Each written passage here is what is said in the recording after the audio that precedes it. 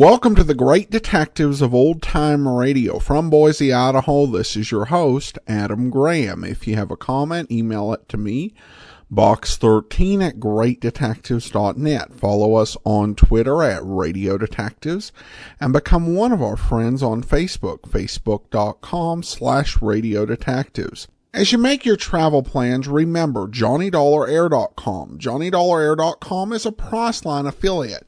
You can name your own price on hotels, rental cars, airline tickets, and even more, or choose from great published fares. Plus, part of the purchase price goes to support the Great Detectives of Old Time Radio at no additional cost to you. So remember, when making your travel plans, check JohnnyDollarAir.com first. Now it's time for today's episode of yours truly, Johnny Dollar. The original air date, July the 9th, 1961, and this one is the Fiddle Faddle matter. Johnny Dollar. Hi, Johnny. This is Earl Foreman. Earl? You know, Tri-State Life and Casualty. Sure, in dear old Los Angeles, California. No. I should say West Los Angeles. No, sir. Only I thought you'd given up the insurance business to retire out there in the Golden West. No more, That you were going to Johnny. do nothing but laze around in that California sunshine, maybe play a little golf. Hey, wait a minute. I hear you throw in a no somewhere along the line there? You sure did. No to what? California. Huh? I mean that Mike, my darling wife, and I are back home in Florida again. No kidding. No kidding. Right back here in Sarasota. I'll be darned. When'd that happen? A couple of months ago. And by way of keeping out of mischief, I've taken over the Tri-State office again. Oh, I get it. You're back to your old habit of putting in a pitch for me to get on down there and do some fishing with you. Maybe, among other things. Other things like what? Like insurance investigation. What else? How's your musical ear? Well, I think I can tell the difference between a fiddle and a bass drum, if that's any help. It may be, Johnny. It may be. What's up, Earl? As long as the company will pay your expenses, why don't you come on down here and see? Okay. Why not?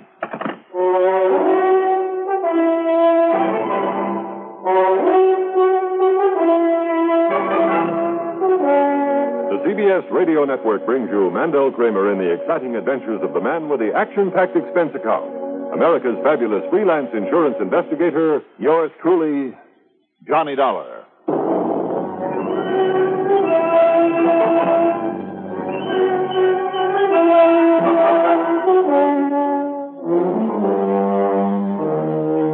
Expense account submitted by Special Investigator Johnny Dollar to the Tri-State Life and Casualty Insurance Company office in Sarasota, Florida. Following is an account of expenses incurred during my investigation of the Fiddle Faddle matter. Expense account item 1, 7940 taxi out to Bradley Field and a plane heading south. The flight was quick and easy, and by early afternoon I was in the office at 1306 Main Street that Earl shares with another old friend of mine, Don Boomhauer, a prominent real estate operator. Don't let Earl kid you for 1 minute, Johnny. What do you mean by that, Don? Only real reason he wants you down here is to go fishing with him.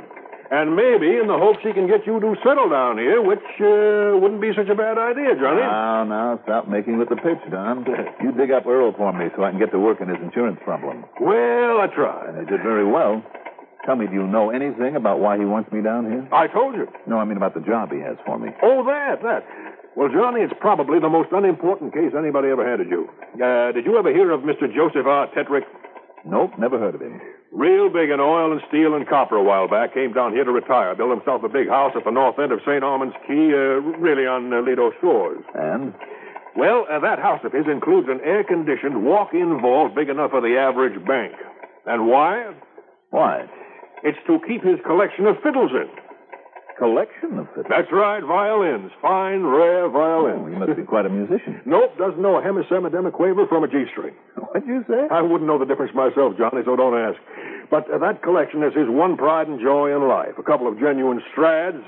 You've heard of a Stradivarius, haven't you? And everybody? Plus one called an Amati and a Paganini or a Pagliacci or whatever it is in a Guianarius. And oh, boy, that collection must be worth hundreds of thousands, Johnny. Well, what's happened? Well, now, the one he cares about most is was a Bisiac. Never heard of that one. Well, now, apparently this man Bisiac over in Italy, and not too long ago at that, made a whole raft of real good fiddles, worth $1,000, $2,000 a piece. Mm-hmm. I'll take your word for it. But this one, they call it the Canary on account of its almost yellow color. Unlike the others he made, this one, the one Tetrick had, was just about the finest that he ever... Well, anyhow, Earl insured it for $10,000. Get to the point, Don. Well, like he always does every couple of months, and I mean with all those good fiddles, you know, Tetrick took the Bisiac to a fiddle maker for a kind of a checkup, just to make sure it was still strung up properly and okay and all, you know. Well, you say that he doesn't play himself. No, not a note, sweeter, sir. Seems like an awful waste. Yes, I know. It's a waste of all of them. But anyhow, he took the Bisiac to this man for his regular checkup. Took it to whom, Don?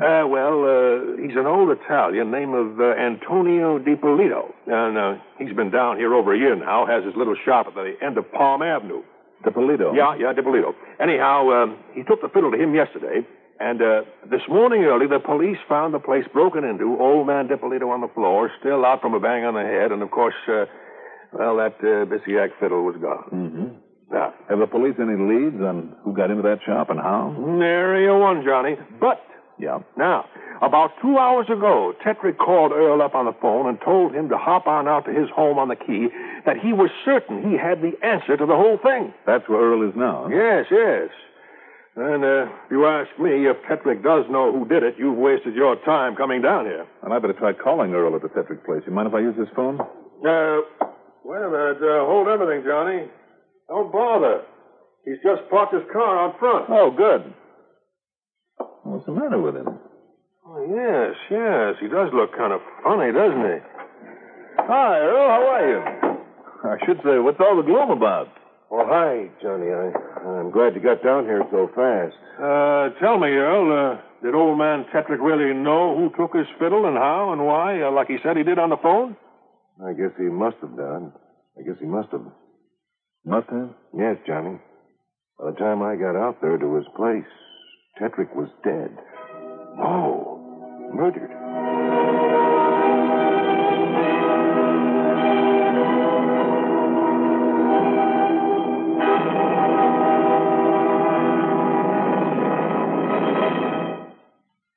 Take a thirsty man and serve him 7-Up. When he wants a fresh, clean taste, just serve him 7-Up. Noon or night, 7-Up is right. A quick, refreshing lift. We're thirsty now, but we won't be thirsty long. 7-Up. And a thirsty man can tell you outside eating takes on extra pleasure when you serve 7-Up. It can be hot dogs on the grill, hamburgers on the broiler, or charcoal cooking that's really extra fancy. 7-Up just plain makes them all taste better. That's because 7-Up sharpens up your taste buds. Trout fresh from a stream, backyard barbecue, picnic at the beach. 7-Up is the greatest outdoor eating companion you can take along. So pure and wholesome, everyone can enjoy it, regardless of age. When you're planning a cookout, include plenty of 7-Up. Fresh up with 7-Up.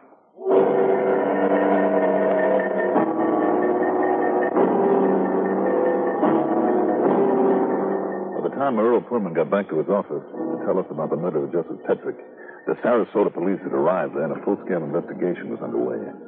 Results so far, nothing. Apparently someone Tetrick knew had gone to see him. There were no signs of the house having been broken into. He'd let them in himself and got slugged to death with just one blow with a heavy crystal ashtray. But the police had found no fingerprints, no clues of any kind, not yet. So if you want to go on over there and talk with the police, well, it might be a good idea, Johnny. Yeah, I suppose so. Don, Earl, either of you have an extra car I can use for a while? Oh, sure, Johnny, sure. Here, take these keys.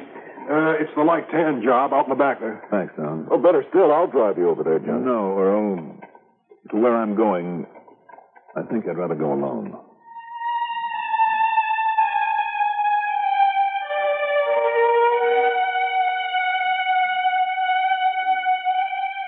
The little shop of Antonio DiPolito, there at the end of Palm Avenue, was just that. Little and dirty and thoroughly cluttered with the tools of his trade. In the dusty fly-speck window, he had half a dozen or so dark brown, cheap violins in a stack of fiber cases. Inside, on a couple of shelves serving as a counter, was the usual stock of strings, rosins, mutes, and so on. Mr. DiPolito sat behind his workbench, a bandage around his head, concentrating on a refinishing job on the fiddle in his lap. Now, let me say again that I'm no expert, but it did strike me that he was doing a rather good job with the varnish that he so carefully, painstakingly applied. He's a kid. He's a crazy kid. The body of the violin took on a sort of old-world patina under his expert hand. These are children. They get us so careless. They drop the violin to make it a crack in the belly. That's a good violin, Mr. DiPolito? This is maybe $150, $250, but it's too good for the kid. He don't take care of him. So I got to fix up. Put on the varnish. Then he's to look like a $500. Yeah, it looks pretty good. Yeah. Now I'm hang it up to here. It'll dry. Yeah. And now, what am I going to do for you, mister? I'm an insurance investigator, Mr. DiPolito. Oh. Oh, yes. It's a terrible thing. Yes, that happened last night. Beesiac, the beautiful, beautiful canary beesiac. I call it canary because of its color, I understand. Yeah. Because it had sort of a yellowish cast to it. And because of the way it could sing like only the most beautiful violin of a master can sing. Only my own boy, my young Antonio. Yeah, but now the violin is gone. What a terrible thing. You want to tell me what happened to the Bissiac? I was working on it, Mr. Dollar, Johnny Dollar. See, I was alone. It was very late. And because it was the beautiful Bissiac, and pulled down the shades in at the front, I locked the door, just like I'm telling the police, so that nobody would see me in here so late. Yes? And I guess I fall asleep. And then I'm going to wake up because I'm hearing somebody in behind me. Could you see who it was? By the time I'm turning my head, he's a hate to me, and a hate to me. I want to know. Only is daylight. And I'm going to see the police when he's a bang-bang on the front door, so I'm going to let him in. Well, the door was still locked then? Yes. And he'd come up behind you? Yes. From the window in the back room. Mm-hmm. Come, I'm going to show you where he's a break open at the window while I'm asleep. Yeah, I'd like to see that. Now, here. You see where he cut the glass? Where he make it the hole to reach in and lock the window? Used a glass cutter and probably some tape to keep the glass from falling and waking you. That's what the police says. Looks like the work of an amateur, though. Why you say that, Mr. Dollar? Well, you see, instead of a clean, round stroke with the glass cutter, he made a whole flock of straight scratches with it. You see? Huh? You see that? Yeah. The kind of clumsy grooves that he cut? See. But he's thinking he hit me. Now, Mr. DiPolito. Yes? Like I've said a couple of times now, I don't know very much about these things. But you tell me, where could a fine violin like that, where would a person be able to buy one? Well, Bissiac. I mean, surely a little place like this of yours wouldn't sell them. Oh, no. At least if those you have in the window are any sample of the stock you'd carry. Oh, no. Fine violin is like a fine jewel. That's exactly what I'm thinking of. And it's a lot more conspicuous. So whoever stole a thing like the Bissiac would either have to hide it away for years or get rid of it immediately before the alarm was out. The only place I know of that would handle a fine violin. Oh. Yeah, I kind of thought you might be coming over here. Feeling any better, DiPolito? Thank you, Mr. Bowman. Good. The only place I know of that would trade in a fiddle like the Bissiac and those Strats and the rest, well, as a matter of fact, that's where old Tetrick got all his violins. Where, Earl? The famous Wurlitzer collection up in Chicago. Sure? I could be wrong, but the way I understand it, practically all the great violins in the world have passed through their hands. Okay, then. I'm on expense account, right? Well, of course, but Johnny, what just happened to Mr. Tetrick is far more important than the fiddle right now. Or is the fiddle the key to that murder? Murder? I'll leave Don's car here. Huh? That is, if you'll drive me out to the airport.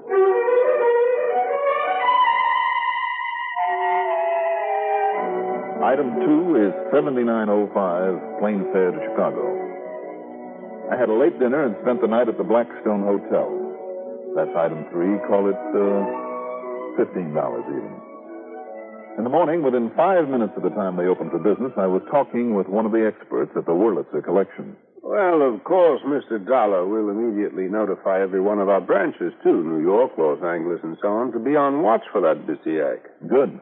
And, of course, we'll let you know right away if it shows up. Beyond that, however, I don't know what we can do. Well, I'm afraid I don't either. Terrible shame if it's got into the wrong hands. Only a true artist could do justice to that violin, but then, of course, No such artist would dare to use it. Why you say that? Well, because it's now known to be stolen, too easily identified because of its unique, almost yellow color. Oh, I see. Poor Emil will be heartbroken when he learns of this. Emil? Emil Victor, who once owned it, played it in concerts all over the world before he brought it to us and we sold it to Mr. Tetrick. Tell me, why did this Emil Victor ever sell it? Well, you didn't know? Tragic accident to his hands that also left him blind? Oh, I'm sorry. No, I didn't know. Matter of fact, I'm afraid that I never even heard of Mr. Emil. Wait a minute. Yeah? That name, of course. Emil? No. Oh, son of a gun, I knew that name had rung a bell. Oh, who's Mr. How Dollar? stupid can I be? I'm afraid I don't. Listen, Emil Victor played that Bisiac for years. Oh, 15 or 20 at least. All right, then blind or not, he'd recognize it immediately if he heard it. But I thought you just said Emil's was not the name that rang a bell, so to speak. Don't you worry about that. Just tell me where I can find this Emil Victor and get me a list of concert bookings anywhere in this country. Concert bookings? Now, I don't understand. You will when I recover that Bisiac.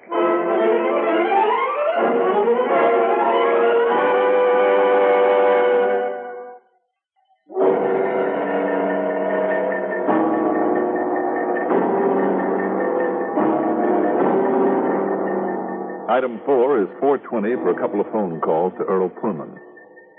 Yes, the man I was now looking for had been in Sarasota on a brief stopover before resuming a concert tour.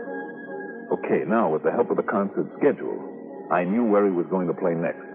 That very night, as a matter of fact. Item 5, $1.90 for a cab to the flat where the once famous violinist, poor, blind, old Emil Victor lived. I told him about my suspicions, of what I planned to do with his help. But I cannot believe it, Mr. Dollar, that a fine young musician could... and that his own father... and perhaps he didn't know what he was saying. Because of that bang in the head? Who really knows how hard he was hit? Maybe that wallop on the head was faked. But if he was unconscious the rest of the night... Well, that's what he says. Who can prove otherwise? Look, he distinctly told me the shades were down so that no one could see him working on the Bisiac. I see. Yet later he told me that when he came to, he could see the cop, could see him outside knocking on the door. Mr. Dollar... Now, one of those statements is false. But I really deserve a kick in the pants because of those scratches, because I didn't get wise to them right then and there. Scratches, Mr. Dollar? Yes, from a glass cutter on the window in the back of the shop to make it look like that was the way somebody had got in there. But don't you see, I could feel them. I could feel the grooves there with my fingernail on the inside of that window. But that only proves... And another thing. Now, I don't know how much the old man knows about fixing fiddles. But when it comes to refinishing them, he is great. That much I saw for myself. Refinish, recolor, call it whatever you like. But my biggest boner was in failing to pick up the cue when he was talking about the Bisiac. What do you mean? He said, if only my own boy, my young Antonio. Don't you see what he was trying to get across? Was if only his own boy could play a fiddle like that. He tried to plant the idea that the boy never would. But, Mr. Dollar... Let's go, Mr. Victor. But don't you see, if it was as you suspect, if the boy, if young Antonio does have it, if his father did change the color... That's exactly what I'm betting on. But then who could prove it's the Canary Bisiac? Are you kidding? You. Me? Come on. We got to get to a plane to that concert in El Paso tonight. Item 6, $172.50. Taxi to the airport, then plane fares for the two of us to Fort Worth and a hop westward to El Paso. There, thanks to a Kenton police, our ticket for the symphony concert cost us nothing because, yes, the soloist for the evening was young Antonio DiPolito. I'll say this for him. The short, dark, intense-looking kid could really play beautifully on the rather reddish-brown-colored violin that he used.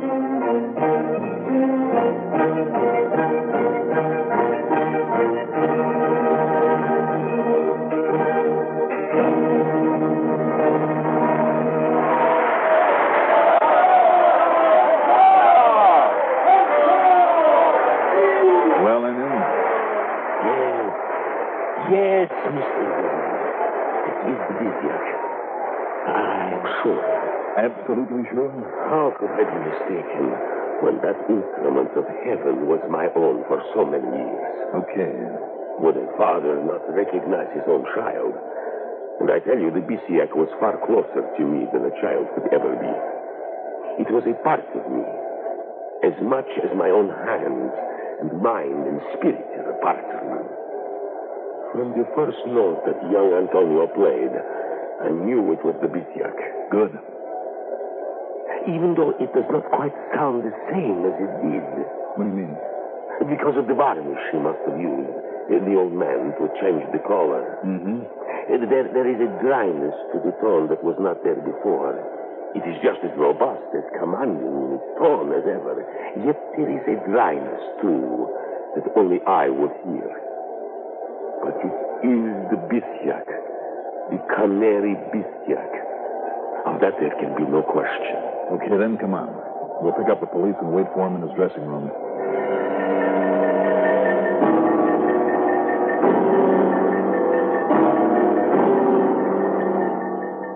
After the concert was finished, there in the dressing room, when he was faced with the facts as I now knew them, temperamental young Antonio screamed and fought like a tiger. Literally had to be held down by the police. But then when the old master Emil tore into him and really put his heart in it, the kid broke down and confessed. Not only to theft of the fiddle with his father's help, but to the murder of Mr. Tetrick. It seems that Tetrick had called him in to tell him that he suspected him.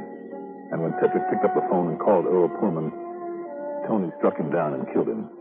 Oh, I've told you. I've told you everything. So you can take me away. You can kill me, too. But he deserved to die. Did he, Tony? Keeping such a priceless instrument locked up in a vault. It had to be played and played and played as only a true artist like me can play it.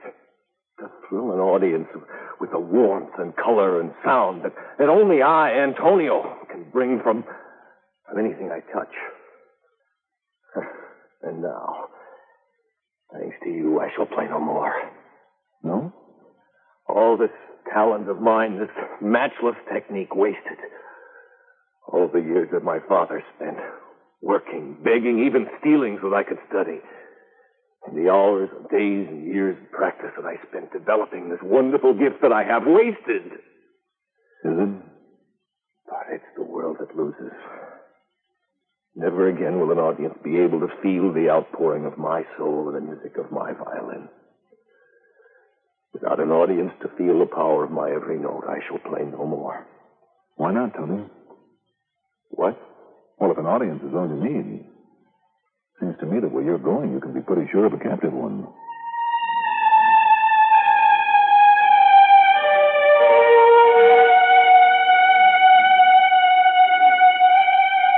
So, from here on out, it's up to the courts. And that means for his father, too. You know, I wonder if the Tetrick estate will put the priceless fiddles in that collection in the hands of musicians where they can be used and appreciated. I hope so. Expense account total, including back to Chicago with Emil Victor and the trip home. That is, after a few days of fishing with Earl Pullman back in Sarasota. $681.80. Yours truly, Johnny Dollar.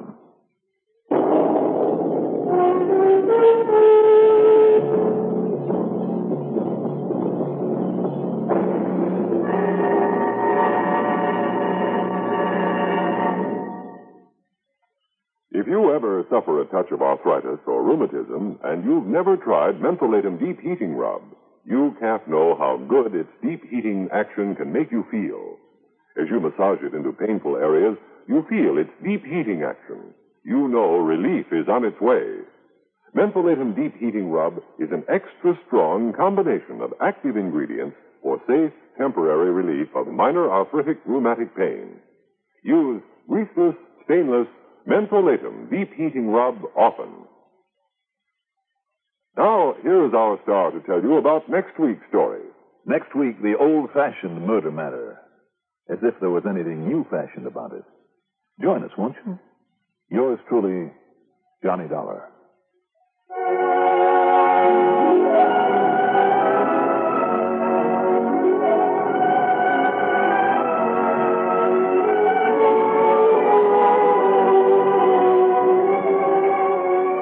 Yours truly, Johnny Dollar, is written by Jack Johnstone Produced and directed by Bruno Zerato, Jr. Musical supervision by Ethel Huber. Johnny Dollar is played by Mandel Kramer.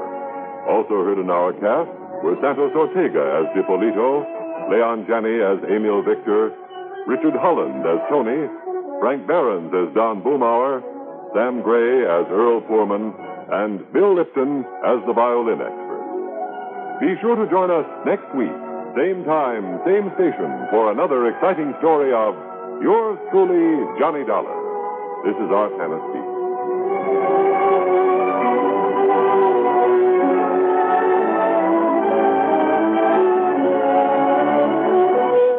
First word in speed, the last for accuracy, expanded CBS News on the CBS Radio Network. CBS Radio.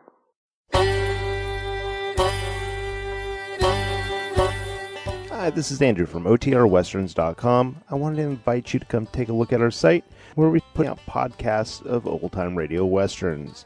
Check us out at OTRWesterns.com. You're listening to The Great Detectives of Old-Time Radio with Adam Graham. Now let's get back into the show.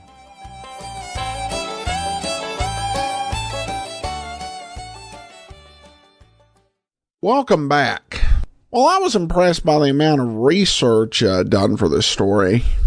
Not particularly sympathetic with Antonio, because I think you can debate the morality of taking something that could be used to bring people pleasure and locking it away in a vault. However, when you commit murder, that just has a way of ceding the moral high ground. With that, we turn to listener comments and feedback. Jones says of Mandel Kramer, the second best actor to play Johnny. Bob Bailey is still the best. Amy says, I really enjoyed the new Johnny Dollar. It felt so familiar when I heard the first one. Aha, CBS Radio Mystery Theater. That's why it sounds familiar, and honestly more modern than the previous ones. I missed the music from the last group, though. And this story, referencing the imperfect crime matter, is solid, too. And Wayne says, the good old days, listen to these every night. Well, thank you so much for your comments. And yeah, Mandel Kramer's generally held to be one of the better Johnny Dollars, and I hope you enjoyed hearing today's episode.